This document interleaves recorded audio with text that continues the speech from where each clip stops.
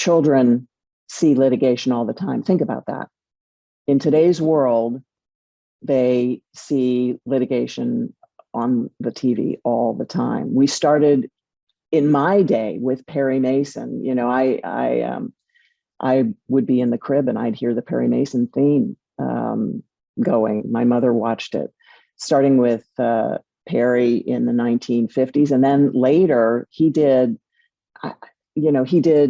like 7 years of episodes, and then he came back 20 years later, I don't know, and did 20 movies, made for TV movies.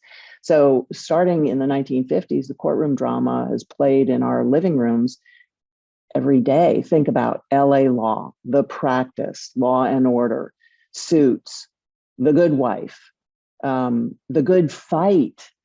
So our children are used to seeing winners and losers. They're used to seeing lawyers as heroes.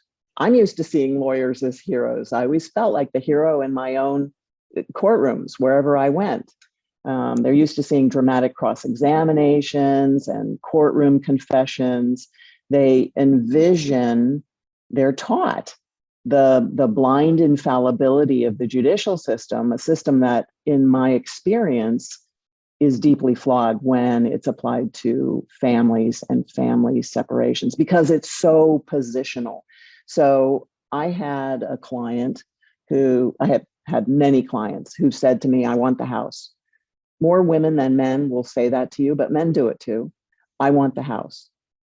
You need to unpack that. What do you mean when you say you want the house? Well, everybody knows the house is the house. It's a structure and I want it. I've lived here. Oh, and my kids grew up here. Oh, and I feel safe here. Okay, so now we're not talking about I want the house. We're talking about safety, security, stability. How can we get those things without necessarily the house? So I had wine with one of these gals because I follow up with clients. And years later, we had wine and she said, you know, I should have listened to you. I said, what are you talking about? She said, you tried to convince me that I didn't need the house, but I wanted it and you got it for me. And I was really happy until I realized years later that you were right. I couldn't afford the house and it went into foreclosure and I lost it and I should have listened to you. So that was a lesson for me that you really, really have to dig down.